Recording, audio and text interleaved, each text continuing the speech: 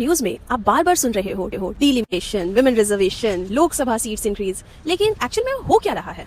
क्या ये सिर्फ विमेन एम्पावरमेंट है या इसके पीछे कोई बड़ा पॉलिटिकल इम्पैक्ट भी छुपा है?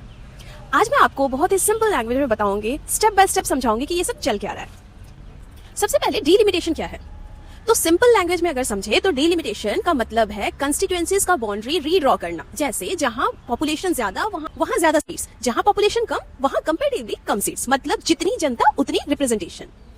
दूसरी बात, अब प्रॉब्लम यहीं से स्टार्ट होती है। इंडिया में सब स्टेट्स के पॉपुलेशन ग्रोथ सेम नहीं है। जैसे नॉर्थ इंडिया मतलब UP, Bihar, MP population fast बढ़ी, और साउथ इंडिया जैसे तमिलनाडु, केरला, यहाँ पॉपुलेशन कंट्रोल है। अब अगर डिलिमिटेशन होता है तो नॉर्थ को ज्यादा सीट्स मिलेगी और साउथ का शेयर्स कंपैरेटिवली कम हो जाएगा।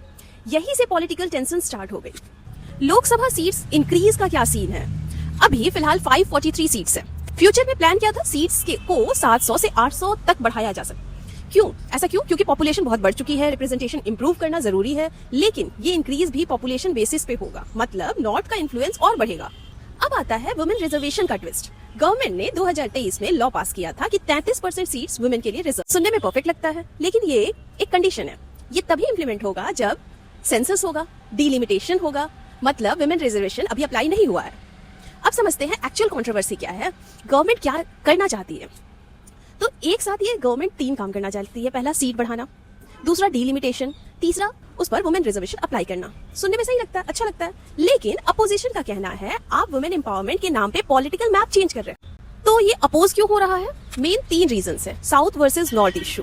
तो साउथ स्टेट्स बोल रहे हैं कि हमने पॉपुलेशन कंट्रोल किया, अब हमें पनिशमेंट मिल रहा है। दूसरा है पॉलिटिकल एडवांटेज का डाउट।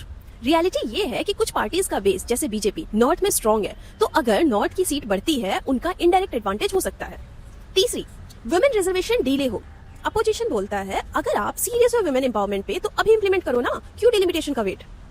तो ये एक सिस्टम चेंज है, लेकिन सिस्टम चेंज का पॉलिटिकल इम्पैक्ट जरूर होता है। ये तो वुमेन रिजर्वेशन एक सोशल रिफॉर्म है, लेकिन उसका डीलिमिटेशन के साथ जोड़ दिया गया, जिस वजह से वो पॉलिटिकल कंट्रोवर्सीज बन गया है। तो अगली बार जब आप न्यूज में सुनो कि डीलिमिटेशन या विमेन रिजर्वेशन, तो सिर्फ हेडलाइन मत देखो, समझो कि इसका इम्पैक्ट पावर बैलेंस पे पड़।